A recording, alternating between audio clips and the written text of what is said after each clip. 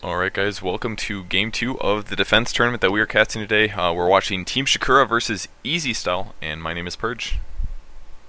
And my name is Gods, and we are the Ghostly Gamers casting duo tonight, bringing you the coverage of the Join Dota and Own TV, the defense tournament.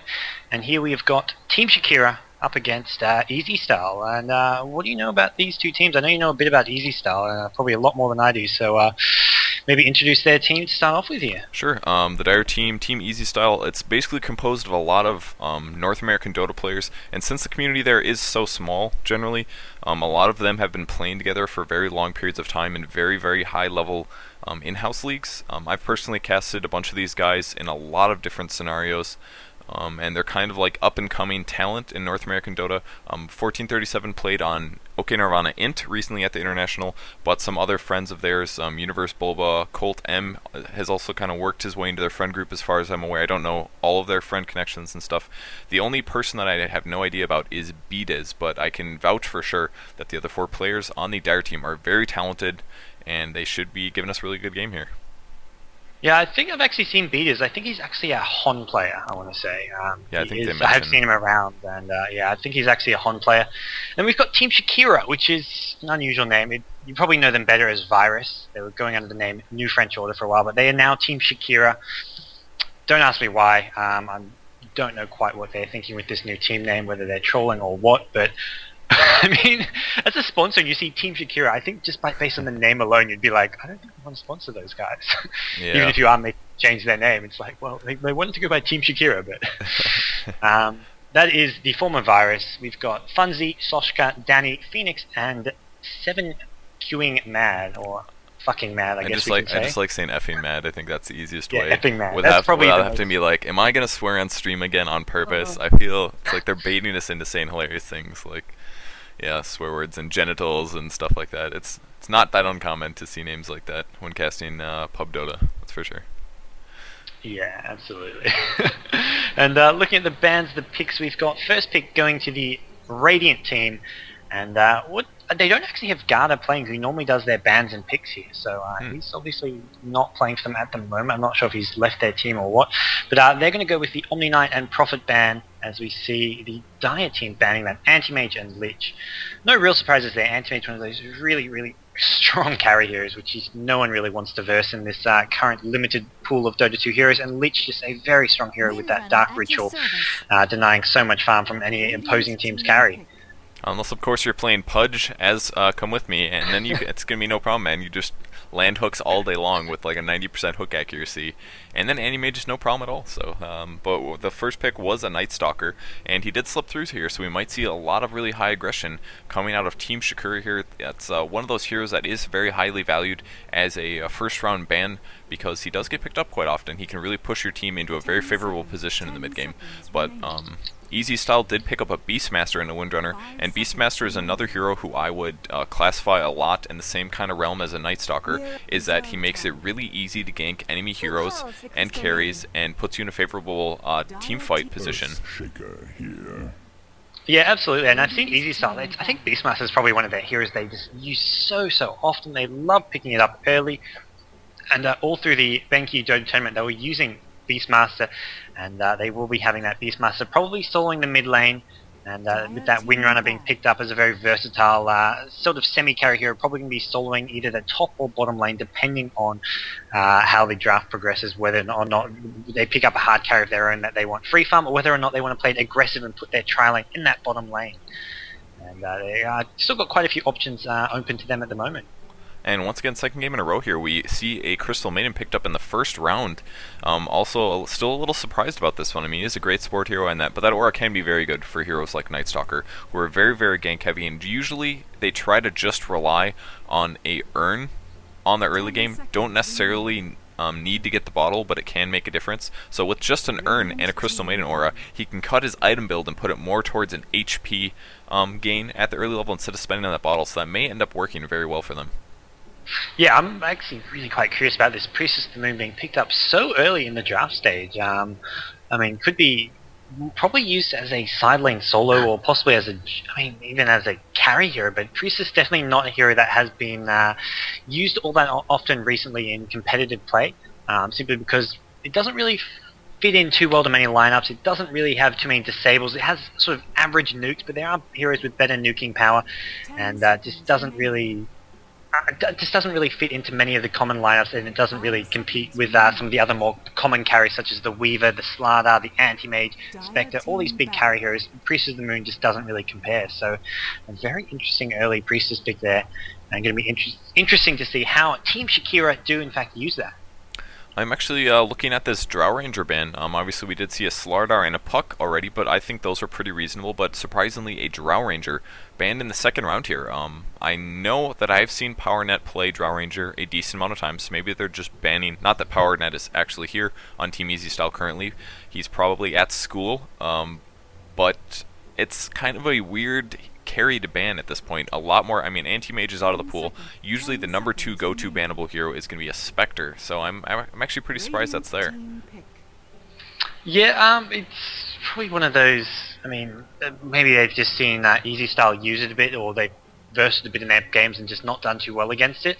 But definitely an unusual ban, especially because Night Stalker does pretty well against the Drow Ranger, because it is a squishy hero that in the mid game, Night Stalker can just shut her down really well.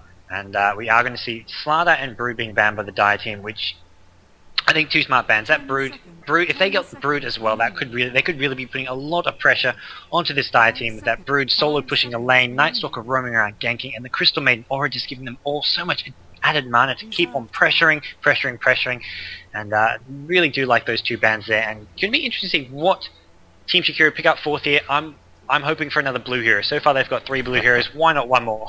Who's left in the pool, man? I was gonna say Sven, I guess. Sven would kind of work. Yeah, there we go. Enigma, done deal. Go. I love Enigma. I know you love Enigma as well. I see you playing him all the time on your first-person stream. But he just a really great hero. He fits as a team fight, a pusher hero, and he can jungle, and he can deny creeps. He's just so versatile. I really love that hero. Yeah, it's one of my it probably is my favorite here at the moment. It used to be Prophet, but now it's probably Enigma. Just because that level 1 being able to deny a creep as a solo hero is absolutely, it's just has so much strategical importance. And then just being a jungle hero, you can just get that basically safe farm and then have a big mid game impact, and then just avoid sort of any sort of laning curveballs, because if you're going into a lane, you never know what they can throw at you, whether it's going to be a tri-lane, a solo windrunner, or something that will just stop your farm by killing all your Eidolons. Being in the jungle is basically assures you a nice, safe early game, and basically the mid game then falls on you. You have to play well and use that early game farm to actually impact the game, which is something which can be quite fun, knowing that you will have some items to actually play around with. And the pick next out of Easy Style is God's favorite aesthetically created hero. It's going to be a Viper with that green ooze coming out of his throat. I know you love it, man. Absolutely disgusting. And even the actual pixels on that Viper, I just don't think look all that nice. But definitely some blur. Looking at that chin, I definitely see some blur. And, yeah, I was just noticing that for the first time. If you look at one of his teeth, like right now, there it goes. I don't think it's normally like that. I've never noticed that until now, but it's more sort of hologrammy at the moment. But yeah, I'm gonna be. Enigma looks sweet, man. Enigma's probably one of my favorite heroes to look at.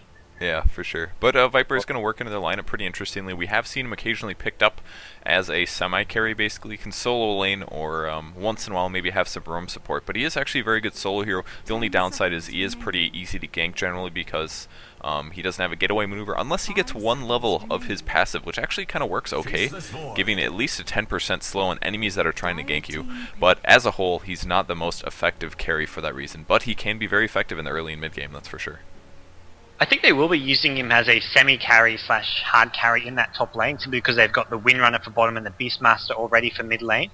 And it's not the best carry option in general, but against this Sentinel team, I think it will work, because Night Stalker is going to have a lot of sort of burst damage and a lot of nukes coming out. So you need a tanky carry, which is basically Viper or something like a Spectre, but Spectre takes a lot more farm to actually do damage. Spectre can tank but can't do damage. Viper can tank and do damage with this Vanguard, BKB treads, and Viper will be able to have a big impact on the game. So I imagine we'll be seeing that Earthshaker and Viper maybe at top lane, Beastmaster at mid, Windrunner at bottom, unless they do decide to maybe send their tri-lane bottom, because with this Void being last picked, by the Radiant. They may want to try and shut down his farm, as I imagine we're going to be seeing Crystal Maiden and Void at bottom, with the Priestess at top and Night Stalker solving the mid lane, and that Enigma will be in the jungle, just getting his safe farm there. And great to see a not quite blue hero, but purple is it's kind of the purple slash blue draft.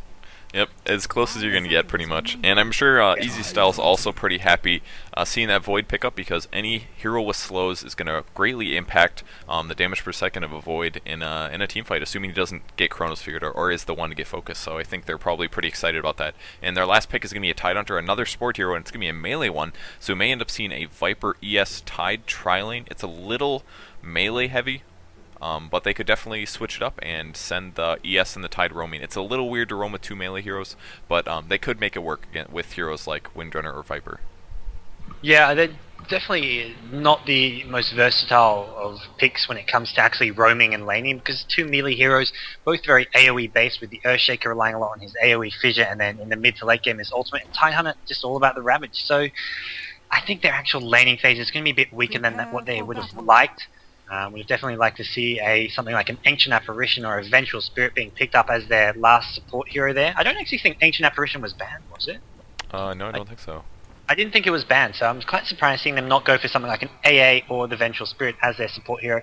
But with this Earthshaker Tidehunter, their lanes are going to be very interesting, and the two melee, if they do want to try lane bottom, it's going to be with two melee heroes, which is actually okay against a Void, because Void as well as melee, so they do not. It's not like you're up against a Drow who can just harass you and farm safely. With a Void, you can actually stop him farming, even with melee support heroes. And what we are seeing is a smoke out from the entire Easy Style team, apart from this Beastmaster who is going top, and they're looking for blood. Ooh, man, they lost their opportunity here. They could have maybe caught the Crystal Maiden as he's running to the tower, but look at this. They're just now swinging around. They will actually. They're not going to have vision. What is going on here? Apparently PowerNet is bowling right now. Probably went bowling with some of his friends. Wow. Actually, is bowling that popular around the world? I actually don't know anything about it culturally, other than what it's like in America. Do you even know what bowling is? I assume you do. Oh yeah, absolutely. But I wasn't aware that it was all that popular in general. I mean, you can find bowling alleys here. It happens, yeah. And once in a while you go out with friends to throw 10-pound balls at a couple pins, and not very common, but I mean, some people like to do it. Definitely something I'd consider doing if I hadn't done it for a while and was like, oh, well, I feel like going bowling, and just you go to have a beer and just have a good time. So yeah, I think that's the best way. Haven't been a long time, and I'd only go with people who are also bad at bowling. If I knew someone was good at bowling, I'd just be like, nah, let's do something else. Let's go play tennis. I'll whoop your ass at tennis, but not going bowling. Yeah, that's true. All right, we can go over the players quick. Team Shakur's here. We have Sakshka, I think, playing the Night Stalker. He's going to be in the mid lane. Looks like he's laning against the Viper. We have Phoenix playing the Enigma. He's in the jungle currently. On the top lane, we have Funzy playing the Mirana. And on the bot lane, we have a dual lane of Effing Mad playing the Void. And he is being supported by Donnie playing that Crystal Maiden. Yeah, and on the Easy Style team, the Americans, we've got 1437 playing the Earthshaker. We've got Universe playing the Windrunner. B-Diz playing that Tidehunter at bottom. Moving over to the mid lane, we see Colt M on the Viper, and at top lane we have got Bulba playing that Beastmaster. Yeah, very good players all over the place. I'm pretty excited for this game. I like a lot of these players a lot. And Viper, man, seriously, the level 1 illusion, like the illusion spawn at 0 is so good. I think that's like the greatest time to pick up that that rune. It's so much better than something like a DD, just like lets you last hit extremely effectively and tank damage and do so many cool things. I mean, I just love it. It gives Viper a big advantage here. Not that he didn't really need it. I mean, a Viper against a Night Stalker is already going to be an advantage there, so I think he's pretty lucky to pick that up. Yeah, as a ranged hero with sort of decent base damage, Illusion Rune at level 1 basically means you should get the entire first couple of creep waves. I mean, obviously missing a couple denies here or there, but it basically means that the entire first creep wave should have gone. Looking at him now, yeah, 5 CS, 2 denies probably didn't go as well as he would have liked, but it just gives you such a great early advantage. And Night Stalker already using a salve and 2 tangos, so that basically just shows the huge amount of harass that he did get out of those illusion rings. And it's not going to get much better here for Night Stalker. I mean, Viper has packed a lot of regen, 2 salves, and a tango here. It's going to get him to that Vanguard a little bit faster. And Void continuing to take a little bit of gush harass here from Tidehunter. And well, they actually ended up doing a Windrunner Earthshaker Tidehunter tri-lane, which is very effective and a lot of disable there. So Void's going to have a little bit of a hard time. He's being very careful. He did just time walk away after a single gush because he knows, man, if those chain disables land, that's it for you. You're going to die. Yeah, absolutely. I mean, they've got the slow and the 2 stuns. I mean, Tide will be leading. Every time that Void goes in for a last hit, he's going to have to be so careful. If he gets gushed, fissured, shackle shotted, and a power shot, that could see him going down if he doesn't get very lucky on some backtracks. You see, he does have level 2 backtrack. He's going to be maxing that backtrack as his first main skill, and just hoping that whenever they use a gush or a fissure, a power shot, that it does actually proc, and that could decide whether or not they get some early kills. Yeah, it looks like Beastmaster's in a little bit of trouble on the top lane. He's already out of regen, down to 350 HP. He does have a Stout Shield, but this Mirana still sitting on a salve left over, and she is just constantly harassing him, man. That would not be too fun to play against. Courier is actually coming back from the mid lane, so it's going to be a little bit before he gets any kind of regen item. He may get a bottle here, but may just be Ring of Health maybe? I don't know, probably more likely to be a bottle though. Well, I'm about 50-50 on this. I mean, he could just be going for a straight Ring of Health. As a side lane solo, you're not going to be getting too many runes. Yeah. What we're actually seeing is this Enigma with a Soul Ring coming to the top lane, and this is going to be what actually spells trouble for Beastmaster. Beastmaster buying his bottle now, but what he doesn't know is that this Enigma has moved all the way top. He's got no vision. He did? Enigma killed his bird earlier, but it looks like he might be in trouble though. He's going to get initiated on Soul Ring stun, Arrow going to follow it, Starfall as well, and First Blood at the top lane. Bulba goes down, and that Enigma making great use by coming to this top jungle. And I like what Enigma's done by going to that top jungle, because by staying bottom, you're not going to be able to really gank that tri-lane, because 1, they've got obs wards, 2, it's a tri-lane. I mean, you look at the 3v, if it is a 3v3 situation, Gush, Fissure, Shackle Shot have so much more impact than the Void and CM, who can't actually do a whole lot in a 3v3 situation. So coming up top where there's a melee hero trying to farm, that's going to be the place where they can actually, that's probably the weak lane of Easy Style that they can actually exploit. And we're going to see this Enigma looking for another kill almost immediately now that Enigma is level 6, although will get spotted. Yeah, I'm really surprised he did get so swung around there. Maybe he was looking at other lanes or something, but his bird definitely died to the Enigma here before he ended up getting ganked, but now he's going to be a little bit more careful there. And I like what Enigma's doing as well, just sending those Eidolons to kill the pole spot. I mean, he doesn't have to be there to get the XP, and actually we even have Viper who swung up to the top lane. He has a Boots currently, and Greater Hawk's not going to find anybody, so I think Viper's going to swing back to his lane. I think the problem with Easy Star right now is that they're spending too much time reacting to the aggression coming out of this French team.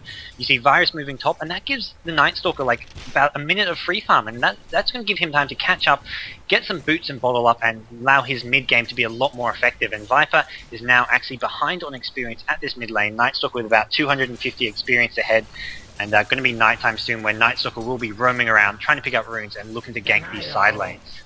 I think we're going to see Night Stalker heading bottom probably at the first nighttime if he does get a rune, and to try and make some room for that Void to actually farm up. And still no kills, just that one kill on the top lane against the Rexar. Still nothing on the bot tri-lane, which is a little bit of a mistake here. I mean, Void just has a salve and boots here. Surprisingly, didn't go for the fast ring of health, was a little more worried about being able to run away. And Crystal Maiden, nothing to speak of really. So they haven't quite scored a kill on there with their tri-lane, and Tidehunter going to check the rune. He's going to spot a regen rune, which he may pick up. This is going to be noticed by both teams, though, and he's actually walking away from it here. Is Viper going to come swing and pick it up? I'm not really quite sure. Yeah, they need to make sure the Night Stalker doesn't get it. If Night Stalker can get there, that's going to be a big problem for them, but they're going to, I think they're onto that. They'll know as soon as Night Stalker leaves mid lane that they do need to go get it. But here we go, Viper's going to get there in time, but he's not going to be able to use it here as Night Stalker is hitting down him. Viper with the ultimate, Tide coming in, not going to get a gush. The Night Stalker just too fast with that nighttime bonus movement speed. He does have level 300 in the night, so hasn't leveled ultimate, hasn't leveled silence. Going to get a gush used on him, but we'll just back off, and the Enigma is there to also back him up, and no blood is shed, but he was denied of that regen rune. Yeah, which was a little rough there. I didn't know if he was going to quite make it. It was a good reaction time from Colt M there, but I really like the Night Stalker's options. There's not really a big reason to get the Crippling Fear against a Viper, and that extra 15% movement speed definitely kept him far enough away from that Tidehunter. And now Initiation on Colt M in the mid lane. Enigma's looking to pick up the Viper, and they will be successful there. Not very good ward placement for that roaming, unfortunately. They do have good jungle vision, but that's about it here. Yeah, this is the timing where it's 7 minutes in, your wards sort of last the first 5-6 minutes, so the wards have just expired, they've just replanted. Tide has just put down 2 more wards, one to block the pool and one over near the river over here. So basically they've only just rewarded and no wards really protecting the mid lane. All the wards are around this bottom lane, which, I mean, it's the ES Tide Windrunner trial lane. They're not really in much danger because that's the strongest lane, so you're better off putting wards around the mid lane and the Beastmaster. It's probably mid lane that is most vulnerable because Beastmaster does have that Hawk to help protect himself. Yeah, that's true. And once again, Enigma swinging up to the top lane, doing a lot more ganking than he has been doing farming, in my opinion. He's back in the jungle. He's going to clear out this Ursa wave and then most likely go for another gank on the Beastmaster. But where's the Hawk? The Hawk does have vision, so Viper will be here as well. They're going to go on this Enigma. They have vision of him. If they get an ulti off, that's going to be it for Enigma. There's the ulti. There's the roar. A little bit of overkill, but wow, did he just die all of a sudden.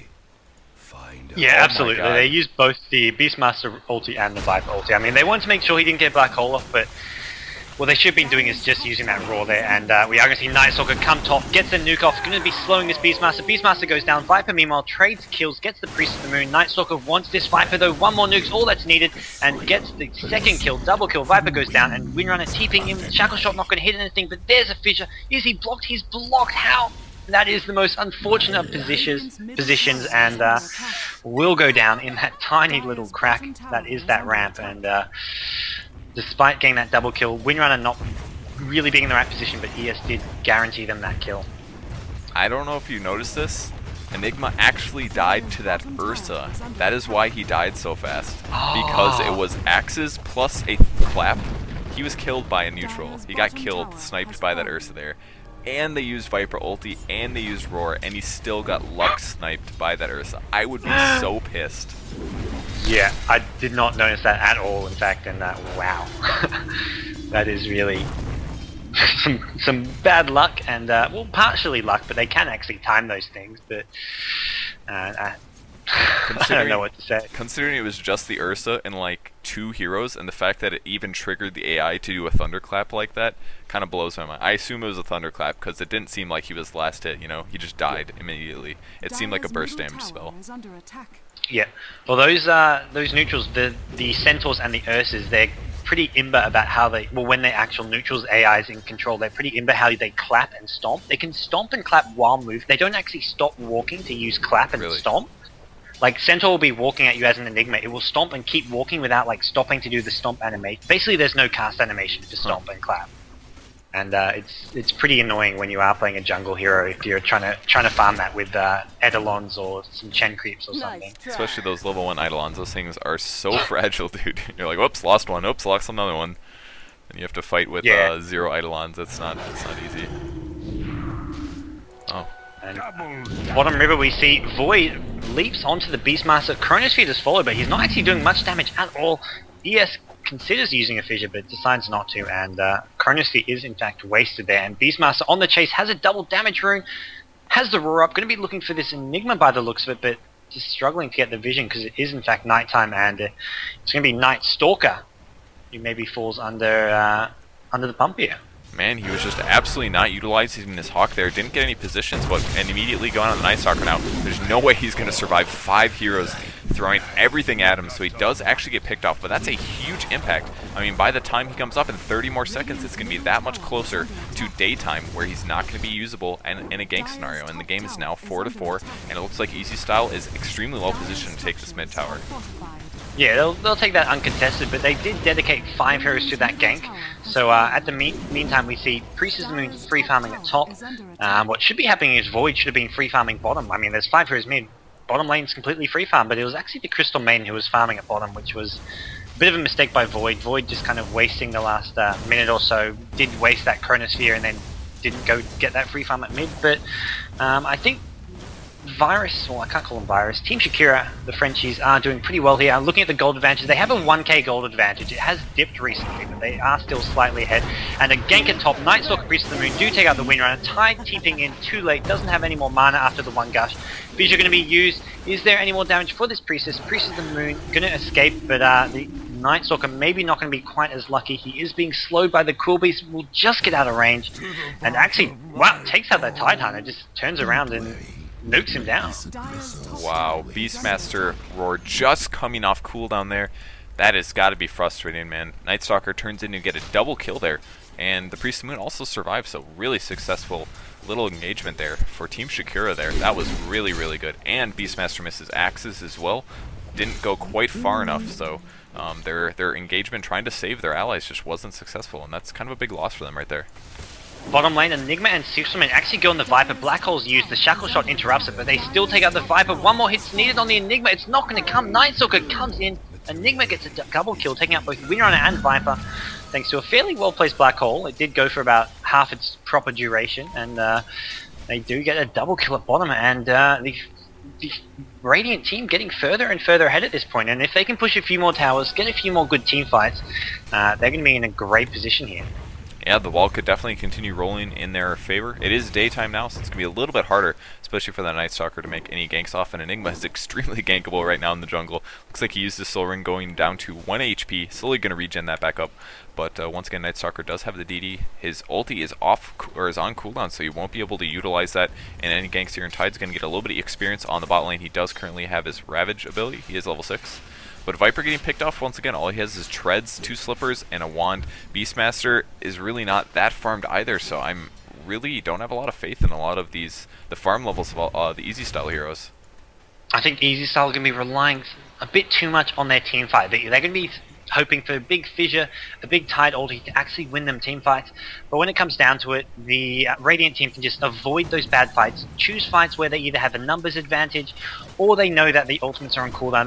They're not going to walk into a big Tide ultimate and a big ES ultimate with a big fissure.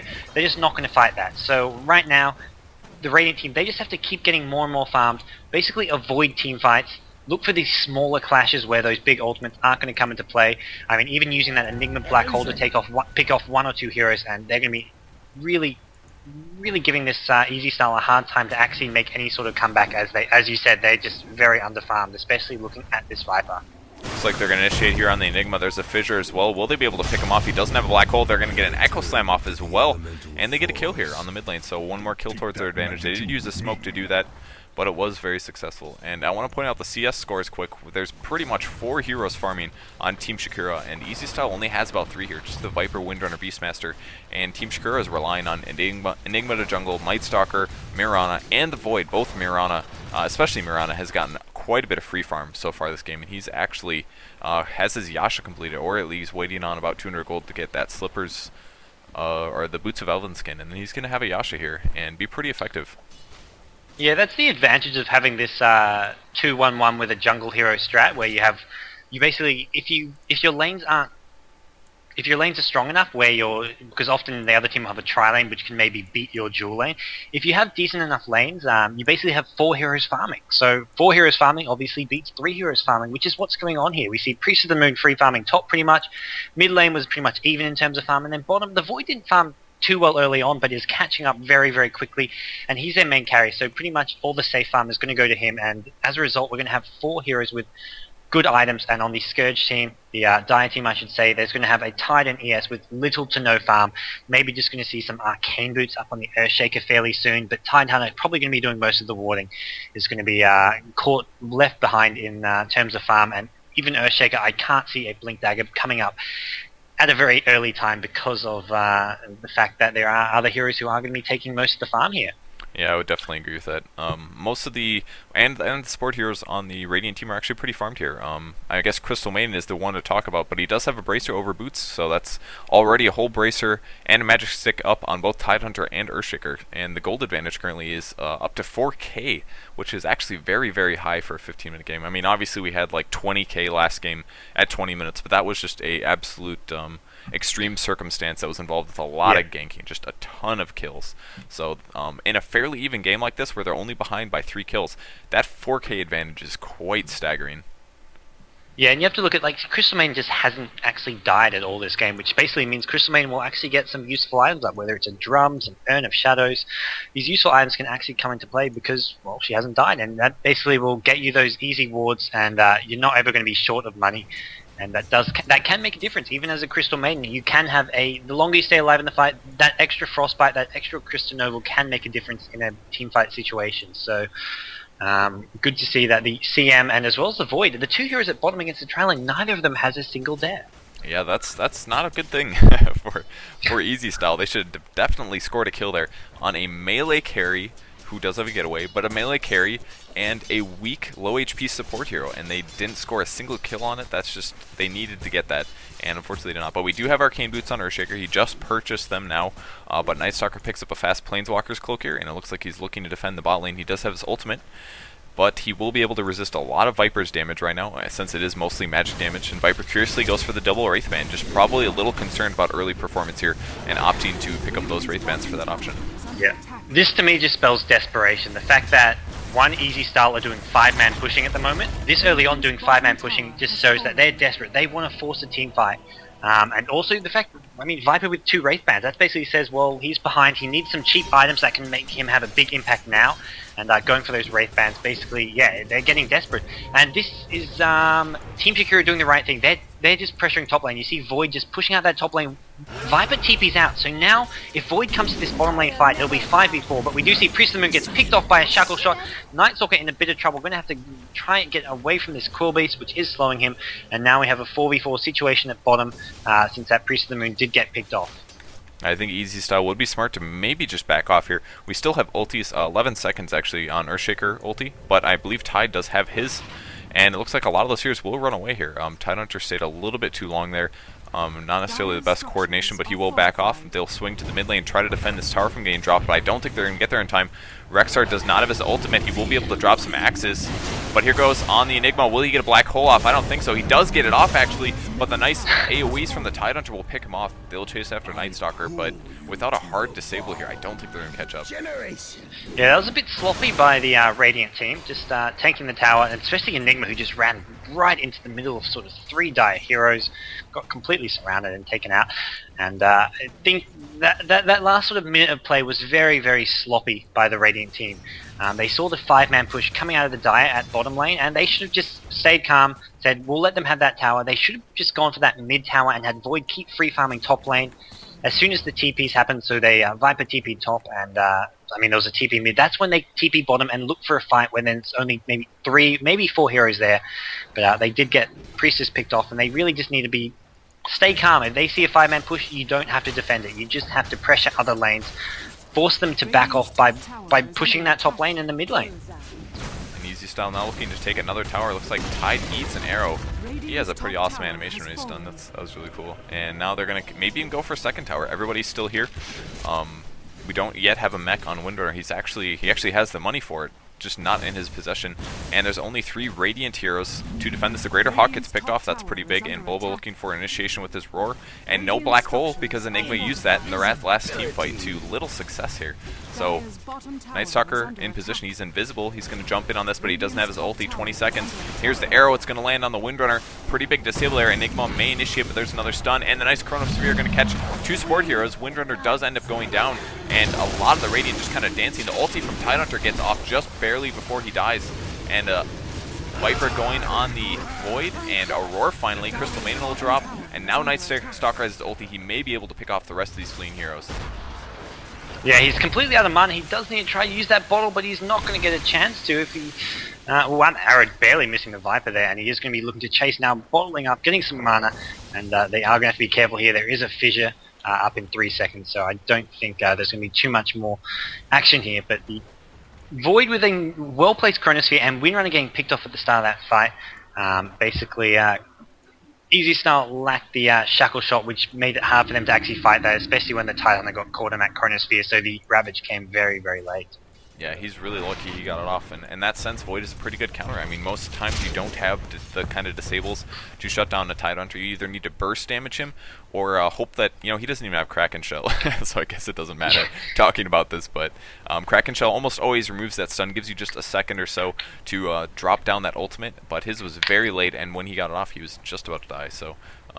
Easy Style just didn't really have a good initiation there, unfortunately. That arrow landed on the Windrunner. Windrunner got picked off. If he would have had his mechanism there, could have stayed alive and kept fighting for sure. But, the item wasn't there, so didn't happen. Yeah, and looking at the gold difference now, it is slowly getting a bit closer to 0. The with the Dire team taking a couple of towers, they are evening it up a little bit, and going to be seeing them look to pressure more of those tier 2 towers at bottom and top. That top one is getting very low, and possibly looking to even take out Roshan as soon as they get a nice all the lanes pushed out. And the Roshan is pretty safe for them to do so because of that Hawk. Not to mention the fact that they have got the superior team fight, at least at the moment. And they do have really good ward position, I must point out. I like a lot of these spots.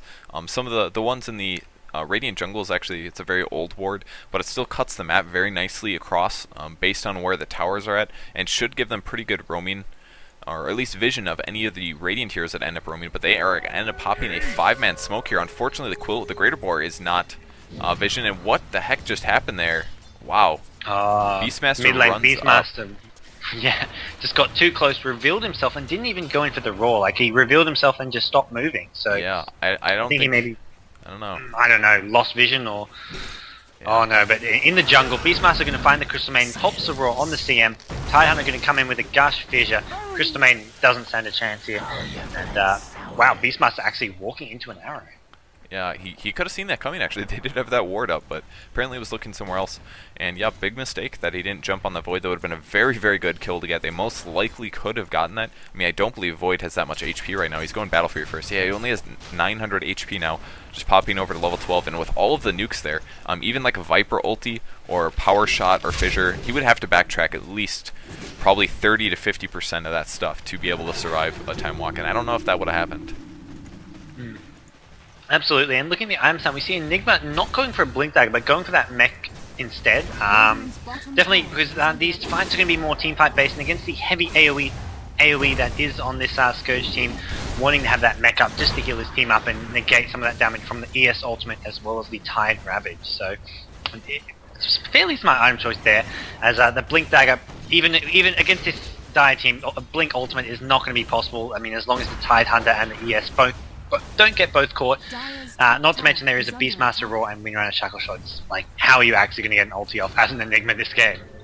Yeah, it's going to be really, really tough, and it looks like Easy Style will TP out. Very wise of them. Going to go defend their other lanes while Void push, just like you were talking about. Void pushes the lanes while the other 4 end up defending, and Universe going to swing in the mid lane, defend that mid push, and Tidehunter supporting that. But we do have the mech up on the Windrunner, so that's going to make a big difference in those pushes. Viper finally exiting. Will he make it out? He will not get disabled here, but cutting it pretty close there. Yeah, he had some vision. There's that ward over near the bottom room, which does give some vision, but the Radiant team did have that ward in lane, which was spotting his every movement, so TP out just in time there. And Night Stalker does have his hood finished, which is going to resist a lot of the damage coming out of Easy Style. Once again, their Viper is their carry this game, or at least their semi-carry, and he is primarily magic damage, at least until the HP gets low. Then his, what is it called, Nether Toxin is going to do a lot of that work there, but he's going to be pretty tanky. He's already been kind of a pain to kill so far in these team fights, so I think it's just going to get a little bit worse as time goes on here. Yeah, and top lane we see Void actually finishing the Battle Fury and having a Blade of Alacrity, so going for a Yasha. Possibly a Yasha into a Manta style, even a Sanjin Yasha is possible because you do get the added HP from that. Or often what you'll see is just getting a lone Yasha, because Yasha itself is a very cost-effective item for the bonus damage, bonus attack speed, and the movement speed you get from it. So it could just be seeing something like a Yasha into a Butterfly. But definitely a useful item there, and quite a lot of farm on this Void as well for 24 minutes only. Yeah, he's farming quite good. If we look at his gold per minute here, let's find the right tab. He is already up to 333. Definitely setting the pace for the game. Higher farmer than anybody else, despite his really crappy early lane. Not really crappy necessarily, but his stunted early farming. That's definitely the best way to describe it. Bulba's going to pick up a Invis Rune on the Beastmaster. May he activate this? I don't think he's expecting to find a Night Stalker here in the jungle, but there they are. There's the vision. He will be able to survive this, guaranteed. And will he pop it? He does pop it. The Chronospheres would actually get vision there, but I don't think he has enough damage because Beastmaster with the Vanguard is just very, very tanky. And a Roar on the Void. Void going to be in trouble here. May have to pop a Chronosphere. Not going to get it. He gets chain disabled. Is ultimate. Takes him out. The Shackle Shot actually shackled to the Night Stalker. Night Stalker takes the Viper ultimate. Needs a few more hits. Is it going to come? There's the Power Shot. Double kill in the top jungle. Both the Night Stalker and Void getting taken out. Those are two crucial kills for the Dire team, Easy Style, and they're going to be so happy picking up those 2 kills. And we are going to see the rest of the French team looking for a push on this tier 2 bottom tower, but they need to be careful. as the Easy Style team are in the vicinity. Yeah, and what a great team fight, especially picking off that Night Stalker. He almost escaped with that Priest of the Moon ulti, and that fissure that initially was landed to kill the Void prevented Easy Style from chasing on him, so they just barely got that kill there. And they're looking to take up Roshan immediately, which I think is a very, very smart plan, considering the fact that it's 3v5. Instead of defending a push or going for a tower push, they're going to take the option that's going to be harder to get later and just take out the Roshan right now, drop an Aegis probably on maybe Windrunner or Rexar, I would guess.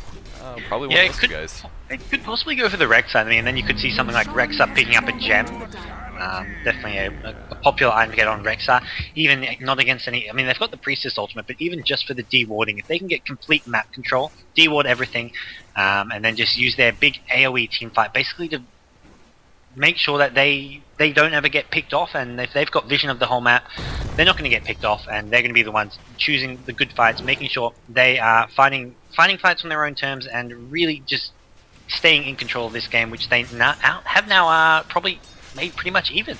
Yeah, especially Viper finishes his BKB now, so in these team fights coming up here, it's going to be very critical team fights going on, but he will be magic immune unless he gets Chronosphered, basically. That's pretty much the only way he's going to get disabled, I believe, unless we have any other hard through BKB abilities. Black Hole. It's Black Hole or Chronosphere, basically. So he needs to make sure that he stays out, and hopefully we'll just DPS on the outside of those things. Yeah, we do see Void getting some more free farm at this top lane, has the Yasha and Battle Fury up, and we'll also have 1200 gold, so we'll be getting that next item up fairly quickly. But at the same time, he's gonna if the Radiant team are gonna want to win this, it's gonna have to go to late game, because right now the Dire team is just got such... This is kind of where their heroes shine. This mid game, around 25 to 35 minutes, where they've got these big AoE ultimates, the ES, the Ravage, they've got the Beastmaster Roar, and then the Viper and Windrunner. This is where they probably do the most DPS with their nukes. Going into late game, they're not the greatest DPS heroes, and Windrunner without any sort of items at the moment is not going to be doing much DPS either. And Viper, just with a BKB, will need to pick up some kind of damage item himself if they do want to compete with something like a Void and Priestess in the late game. As we do see, Priestess actually has a Manta style, so he's going to be doing a fair bit of damage in these upcoming team fights as well. And it's always extremely useful to be able to split off of debuffs or abilities. Like, I guess Gush is probably... I mean, usually the best targets... Actually, can you split off of Viper ulti? I think you can, can't you? Most you debuffs. can definitely... You can dodge it, so like if it's mid-air and you cast Manta Style, you actually dodge it. I'm not sure if it gets rid of it when you cast Manta Style though. But I've been in a situation where I've gone to cast it, they've Manta dodged it, and I'm like, wow, there goes my ultimate. Yeah, that's really like, rough. Like, that was my ultimate. That's meant to be my best spell, and you just dodged it. Time to auto attack, basically. Yeah. Right click and just go to the bathroom. Yep, exactly. And they are going to group up as a team at mid and go for a little smoke here. The Night Stalker illusion, hopefully they don't fall for that. I think they're quickly realizing it's not actually real. And ES Fissure finds the CM. The 5-man smoke gang only finding a Crystal Maiden, not quite going to be... not quite the result they probably wanted there. Oh, this is like the best 1v5 dodging I've... Oh my god, he's still alive. There we go. Holy crap, dude. What a nice juking job there by Danny there. Very nicely done. But once again, the Beastmaster hesitated a little bit. Didn't necessarily jump on him right away, and they didn't quite get enough slow orbs from the Viper to guarantee that kill. But they will pick off the tower on the mid lane. Looks like, yeah, Night Stalker actually picks off the top lane in the mid time. And they may just be going for a Rexar. I think that's their smartest decision. They're all organized and ready to go. They can always TP back, and they will start on that tier 3 tower, trying to pick off the mid-Rax. One support TP coming. I think it's Priest of the Moon and the Void. Void going to be looking for a Chronosphere. They have to stay apart here. Tidehunter very smartly placed. Going to be able to Chronosphere and ulti, but Universe gets AoE'd, and Tide will be about to ulti, and here it comes. He's going to drop his ultimate. It does land down. That's going to keep by a couple precious seconds in that black hole, but Viper now ulting on the Night Stalker, trying to reduce his movement speed. But Viper taking a lot of auto attack damage. Nice Echo Slam. Enigma's getting low on HP as well, but he gets a big black hole off. Going to catch 2 heroes. That's going to be just about it for the Beastmaster, but he does have the Aegis. He'll be up in a second. And Viper trying to stay alive against the Night Stalker, but that's going to be pretty tough here. Will they be able to get the Night Stalker? Viper does drop. Priest of the Moon is still full HP. Tidehunter will die, and I think Easy Style is going to retreat finally. Absolutely. I mean, just looking at that top scoreboard, you see all these Scourge heroes without their ultimates, and that basically spells game over for them. As soon as those ultimates are used, and they haven't picked up a single kill. They used all their ultimates, didn't get a single kill. That's when you know the fight is not going to go their way. And slowly, the French team did pick up kill after kill. And here we go. They've taken out 4, including the Beastmaster Aegis. So a huge team fight going in their favor. And I think the best play of that fight was that Enigma. He saved the hole till the end. He knew he was not going to be able to get a black hole off anytime early on in that fight. He used it at the end. Sure, it didn't get the full duration. The shackle shot did come in, but that hole, that sort of 1 second of black hole really made a big difference in that team fight. Yeah, and that's the nice thing about Team Shakura's play there. They relied on the Void to initiate. He got a pretty good Chronosphere off. They forced the Tidehunter to then use his ulti to counter-initiate, and then Enigma saved it until he had a good location and a good opportunity. That resulted in both of the, I believe, the Windrunner, and no, it wasn't Windrunner, it was like Tide Earthshaker, I think, that got ulted, or Beastmaster, something like that. It worked out really good, though. Forced the Tidehunter ulti, and then use the Black Hole afterwards. Once again, we saw, I don't know if you noticed, but Windrunner getting arrowed to start off that fight. It's the second time. Windrunner gets arrowed at the start, and then they sort of semi-went on the Windrunner. The Void actually chronosphered the rest of the team. They didn't actually, what I found interesting, they didn't actually kill anyone like in the first 10 seconds of that fight. Like, Scourge just threw all their ultimates, keeping all their heroes alive. Viper used BKB, got down to about half HP by getting bashed, but no one actually died. And then sort of suddenly the Sentinel team realized, oh wait, they've got no ultimates, we can just keep on going in and pressing our luck. And as soon as those BKBs and stuff wore off on Viper, it was just went downhill, and Priest of the Moon started cleaning up, as well as Void and Night Stalker, just because they're just so hard to kill. They've got the pipe and mech up, they're so durable, and if the easy style don't get kills when they use those ultimates, they're not going to get kills at all. Faceless Void picking up a Black King Bar. That's going to be pretty big for the initiation. He does have a Chronosphere here, but on the bright side, there's going to be a no Enigma Black Hole. I believe that's the only ability that the Radiant team does not have. They're going to try to take off this tower. They know they need to take a Rax now, otherwise they're probably going to lose. Here comes the arrow. Will it find the Windrunner? Oh my gosh, she actually dodges the arrow for the first time here. Tower can get very low on HP, but will they back off from here? They know they need to take a Rex, and they're losing their opportunity. Even Earthshaker going to pick up a Vitality booster. Knows that he's not going to get to a Blink Dagger. He just needs the HP right now to stay alive and try to take a Rex. Yeah, they're just looking to tank up as much as possible. It was kind of interesting that he didn't get a Blink Dagger, but I think with the Tide Ultimate, the Shackle Shot, and the Beastmaster Roll just saying, hey, well, it's not going to be all that useful, I just want to tank up.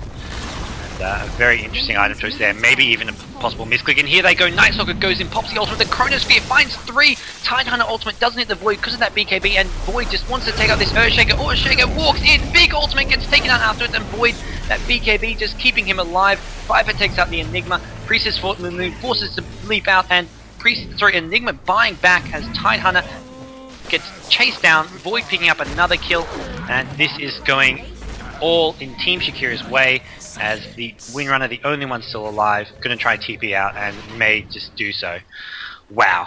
Yeah, just not a good team fight for them there. I really feel like the initial major mistake made by Team Easy Style, after the Malefice landed on the Viper, as he killed the tower, he didn't pop his BKB before the second stun duration. He could have backtracked, or basically made magic immune to a lot of that disable coming out of the Enigma, and then he got arrowed to follow up from it. And by the time the BKB was gone, they forced to use the mech on the Viper already. Then he BKBs, but he's only at 60% HP. If he would have popped that BKB earlier, it would have just stopped the chain of initiation, and they could have actually had a reasonable team fight. I really feel like that's why they lost that team fight. Yeah.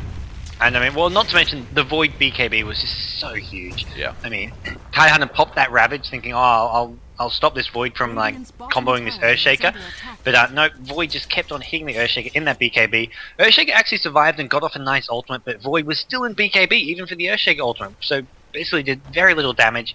Helped take out, I think it was the Enigma, Enigma who got taken out, but that was the only Radiant hero to actually die there, and just brought back immediately, pretty much. Yeah, and even delaying or stopping something like a fissure in a team fight is really, really helpful. I mean, if you land a good fissure, man, that's 2 or 3 heroes stunned, and the nuke damage is not bad, 275 as well. So just getting off something like a long-range Echo Slam, I mean, he hit a couple heroes with it, but it wasn't like everybody was clumped up.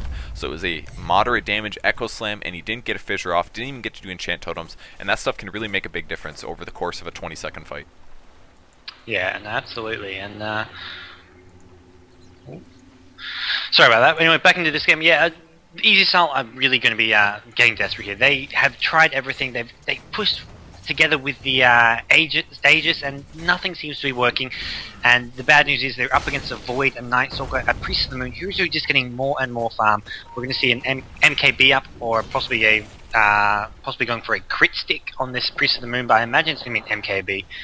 And this is going to cause even more and more problems for this Dire team, who are just relying so much on this early push and not getting any kind of farm on any of their heroes at the moment.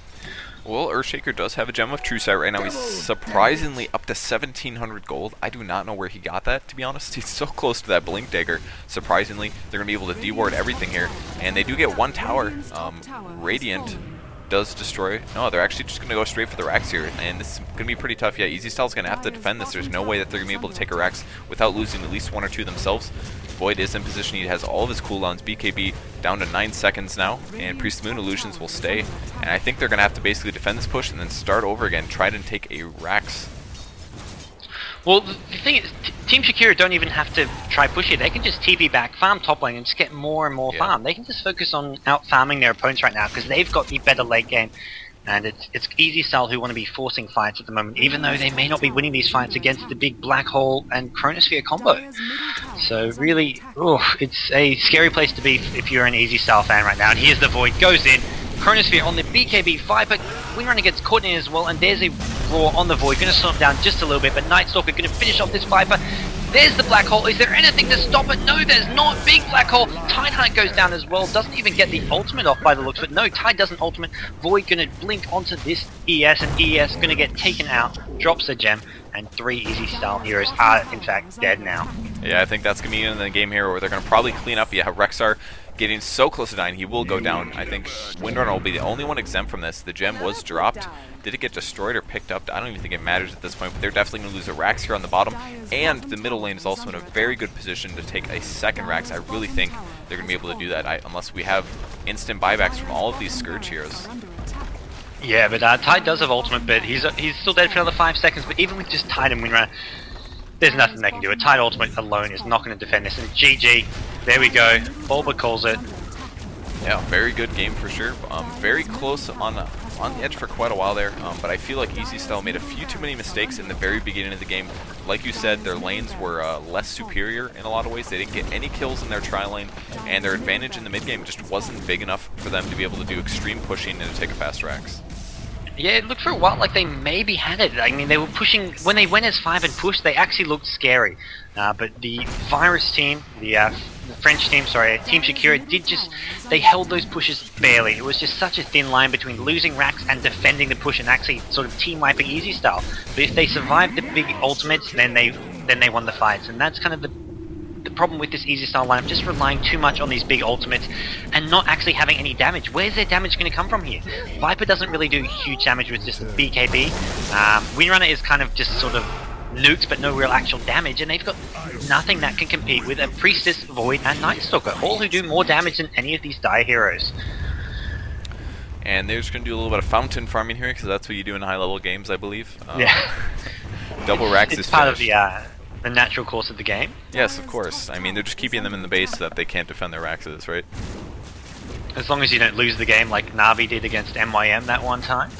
Did that actually happen? They went for fountain farming and they lost? In a Dota 1 game, it was the Intel Challenge Super Cup. It was like the winner bracket finals. It was best of 3. Na'Vi won game 1. Game 2, they fountain farming, and they end up losing the game. Then MYM win game 3. Wow. Like, they lose the series because they just basically threw the game by fountain farming. And then they end up losing to Na'Vi. They get to the grand finals going through the loser bracket and end up losing to Na'Vi in the grand finals again. So it was kind of like a psychological thing, losing to MYM like twice. In the winning bracket final, then the grand finals. That would be rough for sure. Wow. When they should have won the first time they versed them, but... Yeah, there's nothing like those games that give you nightmares. I've done that in StarCraft as well as Dota, where you're like, God, I should have won that game. Yeah, they're rough. Alright, so I think that's it for our defense tournament broadcast for the day. Thank you guys for watching, we appreciate it. And we'll have more stuff like this in the future, so make sure to stay tuned if you guys want to watch our streams. We would very much appreciate it. And any other announcements? Guys. Thanks for tuning in for tonight. This is Joindo Defense Tournament. We are covering it here at Ghosty Gamers as well, providing you an alternative English stream. So thanks to everyone who does support this. We'll be back tomorrow night. Well, I don't know about you. I believe I will be. I'm not sure exactly who'll be casting, but Ghosty Gamers will be back tomorrow night with more group stage action from this tournament. And I think that pretty much sums it up. Why don't you? You should shout yourself out, man, because I already had overlays up, but I didn't have any overlays up. You guys, for those of you who don't know, I'm Gods, and if you want to follow me on Facebook, my Facebook is facebook.com/ggnetgods. That's probably, just follow me on there, and if you can find my YouTube channel through my Facebook, as well as various other things like my Twitter, but facebook.com/ggnetgods, all one word. Yep, and you can follow both me and Gods on Twitter as well. If you guys happen to have Twitter, it seems like the reception for that is much lower than liking on Facebook, but I'm at Purge Gamers, and I believe you're also at GGNetGods on Twitter. That's right. And I also have a Facebook as well. It should be Purge Gamers. You can find me there as well. So I think that's it, guys. Thank you for tuning in, and we will see you guys hopefully tomorrow. No problem. Shout out to Charms, by the way. Oh yeah, Charms. Yes, Charms, you're awesome, man. Big shout out to Charms. Alright, good night, guys.